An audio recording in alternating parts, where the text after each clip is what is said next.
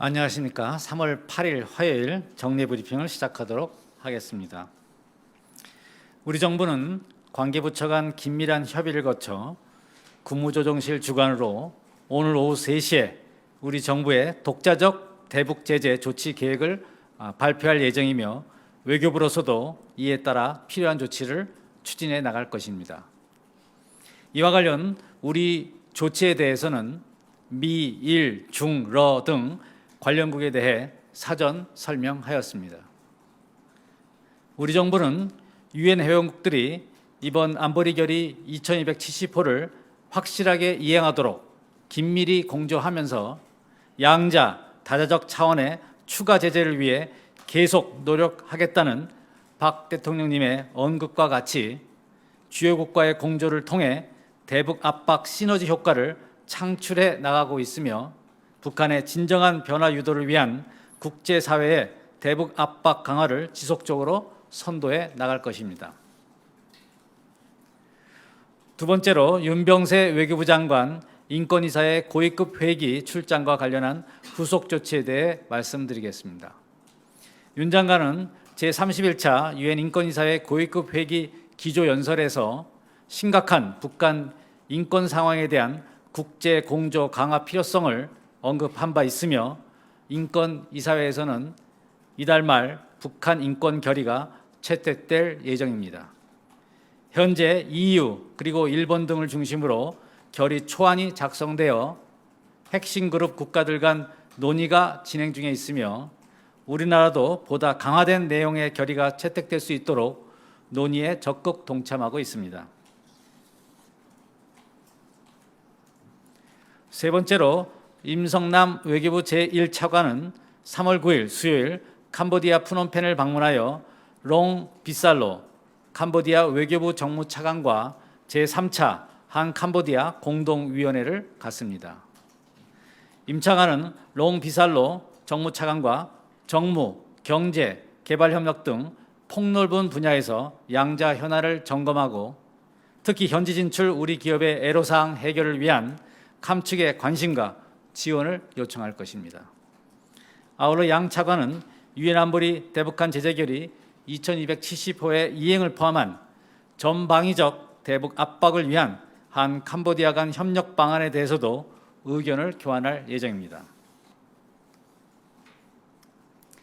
마지막으로 김홍균 한반도 평화교섭본부장은 3월 10일부터 12일까지 워싱턴을 방문할 예정입니다. 3월 11일 금요일에는 성킴 미 국무부 대북정책 특별대표와 한미 육자회담 수석대표 협의를 가질 예정입니다.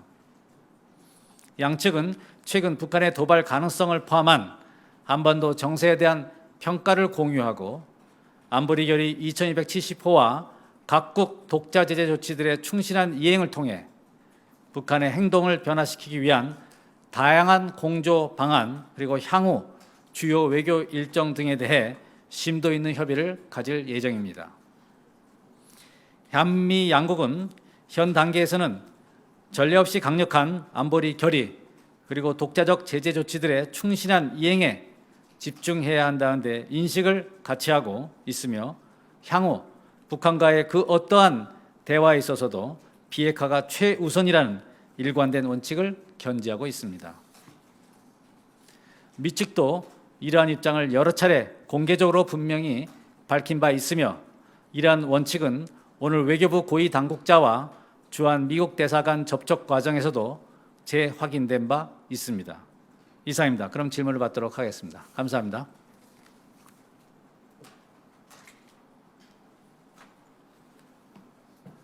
네, 질문해 주시죠. 네, 아리랑 TV 권소아입니다. 우리 정부가 러시아에게 그 나지나산 프로젝트 중단을 통보한 것 관련해서 설명 좀 부탁드립니다. 그 통보가 어디까지 통보로 이해해야 되는지랑 어느 정도 이제 협의가 있었는지도 말씀 부탁드립니다.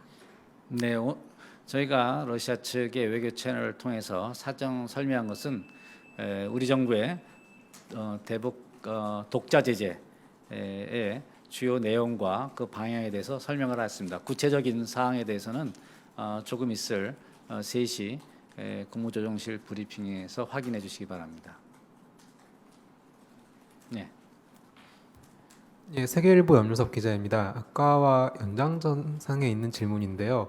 이러한 상황을 두고 전문가들은 이제 한라 관계가 좀 틀어지는 게 아니냐 이런 좀 우려를 하고 있는데 정부 차원에서 한라 관계 관리 방안 앞으로 어떻게 할 것인지 좀 말씀해 주시기 바랍니다. 네, 한러 간에는 정상 간 신뢰도 상당히 구축돼 있고 외교적인 소통을 많이 해오고 있습니다. 이번 안보리 결의 채택 과정에서도 전임 황준국 본부장의 모스크바 방문도 있었고 여러 유엔 차원에서 뉴욕 채널을 통해서 수시로 연락한 바도 있고 해서 러시아와의 관계는 저희가 상당히 심혈을 기울이고 있다는 말씀을 드리겠습니다.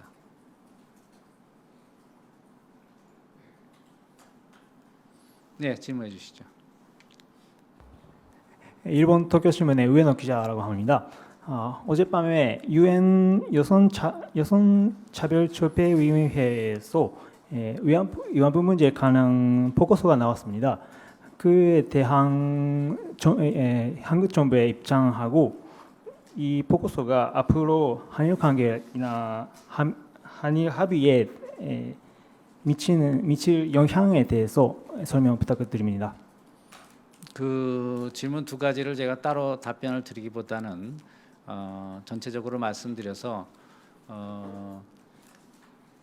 이번 12월 28일 합의가 충실히 그리고 성실히 이행되는 것이 무엇보다 중요하며 그것을 통해서 피해자분들의 명예와 존엄이 회복되고 마음의 상처가 하루속히 치유되는 것이 중요하다고 그렇게 답변을 드리겠습니다.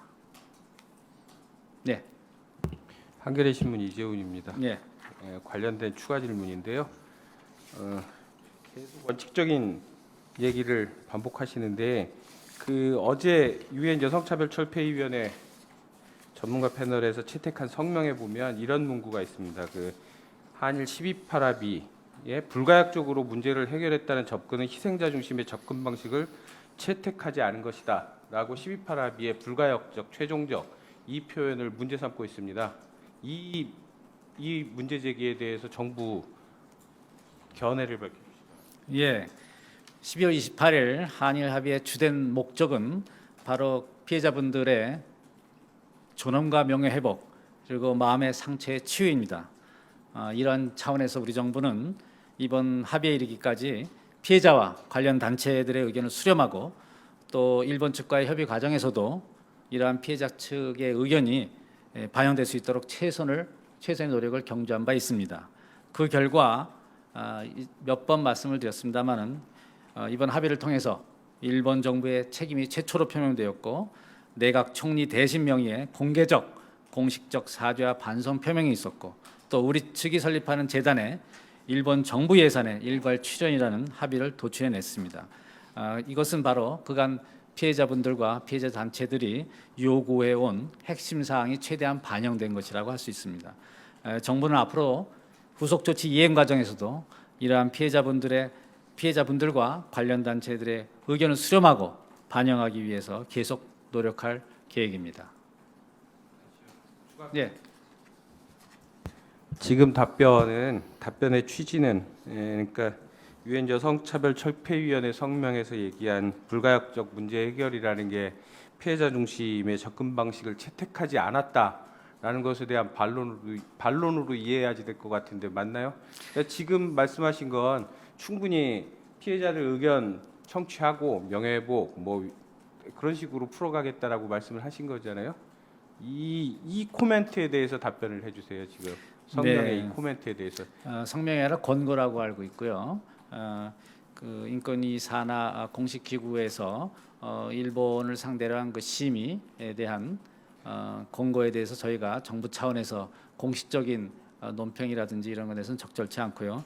저희로서는 이번 12월 28일 그 합의는 피해자 단체들의 의견을 수렴을 통해서 그런 합의가 도출됐다는 것을 거듭 말씀드립니다. 죄송합니다. 다시인데요. 이게 일본 정부 심의라 하더라도 여기서 지금 그 권고라고 다시 수정하죠. 권고에서 지적한 불가역적 문제 해결이라는 건 그 합의의 주체가 일본뿐만이 아니라 한국 정부이기 때문에 일본 정부의 심의 권고에 들어있는 거라 하더라도 이 문구에 대해서는 한국 정부의 의견을 밝히는 게 타당한 것 같은데요. 네, 거듭 말씀드리자만 12월 28일 합의는 저희 정부가 그간 피해자분들과 피해자 단체들의 의견을 수렴한 결과 또 일본 정부와의 그 협의 과정에서도 이런 것을 반영시켜서 도출해낸 결과라는 말씀을 드리고자 합니다. 예. 네, 아리랑 TV 권소아입니다. 그 일본 시기야마 심의관과 같은 그런 자극적인 발언이 앞으로도 나올 경우에 우리 정부에서 이제 유엔 등 국제 무대에서 비난을 안 하기로 한 것을 계속 이어갈 건지 여쭤보고 싶습니다. 질문이 정확하게. 앞으로 뭐 일본 정부에서 나오는 이제 자극적인 위안부에 관련된 자극적인 내용에 대해서 앞으로도 우리 정부는 비난을 삼갈 것인지 여쭤보겠습니다. 네, 그것에 대해서 제가 직답드리기보다는 일본 정부로서도 이번 어렵게 합의된 이런 합의가 도출된 합의가 충실히 이행됨으로써 하루속히 그 피해자분들의 명예와 존엄이 회복되고 마음의 상처가 치유되어서 모든 문제가 원만히 해결되기를 그런 분위기를 조성해 주기를 기대하는 바입니다. 네, 질문해 주시죠. 예, 동아일보 조승호입니다. 모두 발언에서 우리 독자 제재에 대한 미중일로 주변국에 대한 사전 설명이 있었다고 말씀을 하셨는데요. 이 설명을 받은 관계국 중에서 한반도 긴장 고조에 대한 우려감이나 혹은 우리 독자 제재에 대해서 우려를 표명한 바가 있습니까? 네, 그것은 외교 채널을 통해서 저희가 아무래도 그 설명한 만큼 구체적인 내용은 이 자리에서 언급하기가 좀 곤란함을 양해해 주시기 바랍니다.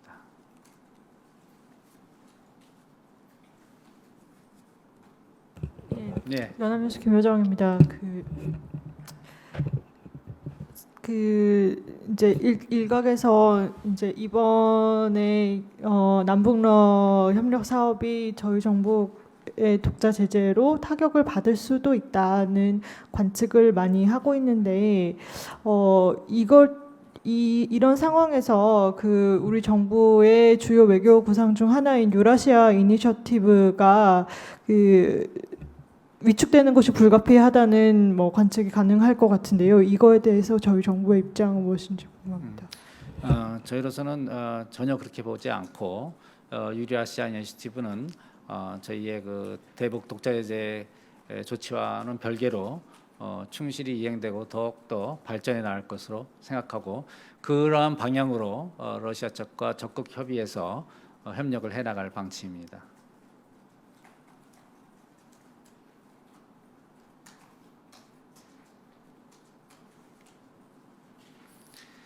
예, 더 이상 질문이 없으시면 오늘 브리핑은 여기서 마치도록 하겠습니다. 감사합니다.